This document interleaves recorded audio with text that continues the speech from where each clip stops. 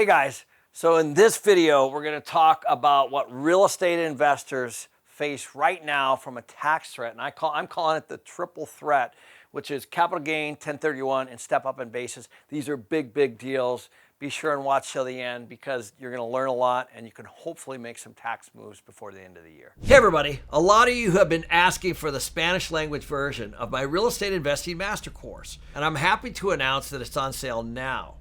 Real estate can be a great way to earn passive income, but you have to buy the right investments at the right time, and that takes learning from an expert.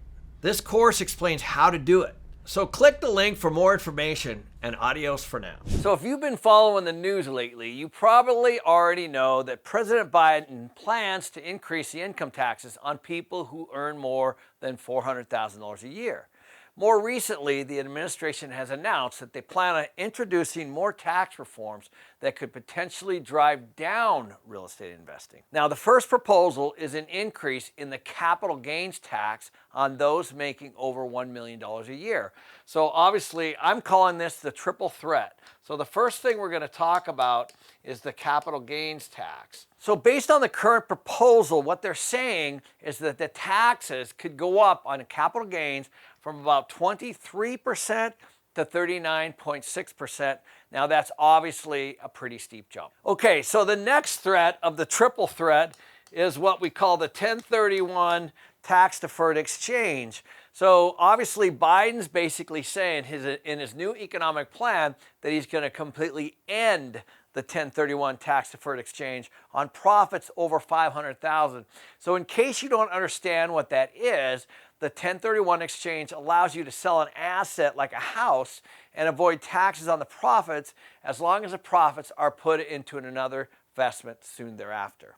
So I'm going to go into a lot more detail on this in a second. So the third item in the triple threat is what we call the step up in basis. So currently there's something in place right now called the step up basis. And here's how it works. Let's say you've inherited a house that your grandfather bought in 1980 for $100,000. And let's say through inflation and appreciation, that house is now valued at $350,000.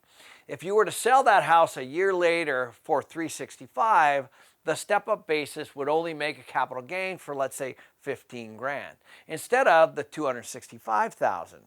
So the easiest way to think of this is that the original value that your grandmother paid for the house is irrelevant when you apply for the step-up basis. And we're going to talk a little bit more about all of these in a minute. So now let's talk about the increase in capital gain. So what is a capital gain? First, I think we should probably figure out for many who may not know. And by the way, I'm not a tax person. I'm not a CPA, but I do pay capital gains tax and I do deal with this with my own CPA. And obviously anything that we talk about here, you need to talk to your own qualified professional.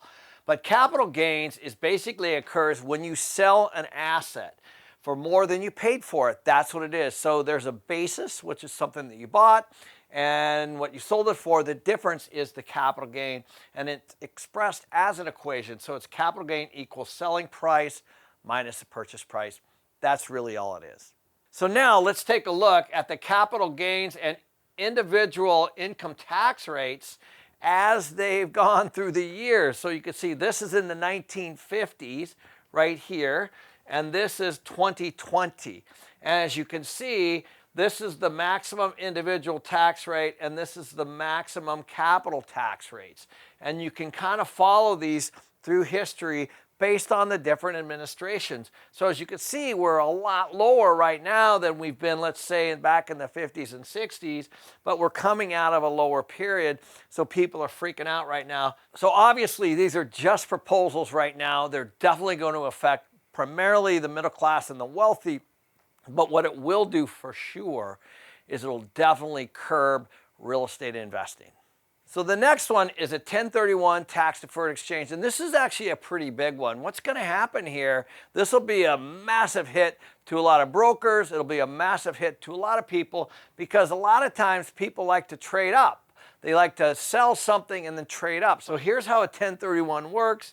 It's basically a real estate transaction that allows you to defer taxes when you exchange like-kind businesses, income, investment property. So that's what that does.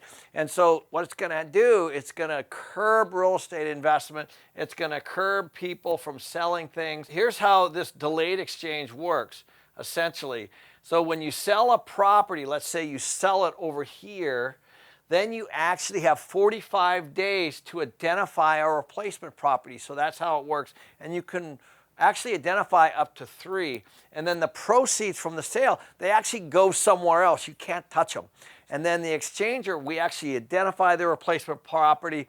We use that money as the proceeds to buy the new property. And all of this has to be done within 180 days or 6 months within the closing date of when that property was sold. So that is essentially how a 1031 exchange is done. And if this comes off the block and Biden decides that he wants to, cancel this completely, then what's going to happen is real estate investment is going to go down significantly. The third and final thing for the step up in basis is, so let's say my dad purchased 100 shares of stock in 1990 at $100, and for tax purposes, obviously it's gone up since that period of time. My dad unfortunately passes away in 2020 and leaves me the stocks. In 2020, the fair market value of the stock, let's say, is 200. My basis is now 200. What they're saying is that I won't get this step up in basis. I have to go all the way back to what he originally paid. So now let's look at it in real estate terms. So my dad purchased a house in 1990, and the basis in the house, that means the full price of the house at the time for tax purposes, is $100,000. And that house has now gone up, obviously, and my dad passes away in 2020, and he leaves the house to the kids, as an example. Today, the house is worth $500,000. So from a tax standpoint, the step-up basis would be $500,000. Under the Biden administration, what they're talking about is making it $100,000. So you would actually now owe the tax, the difference between the $500,000 and the $100,000.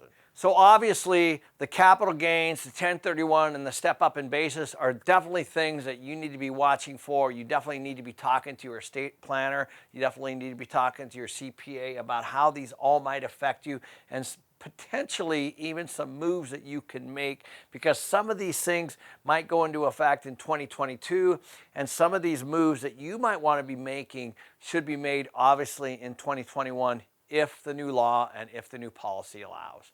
So thanks for listening.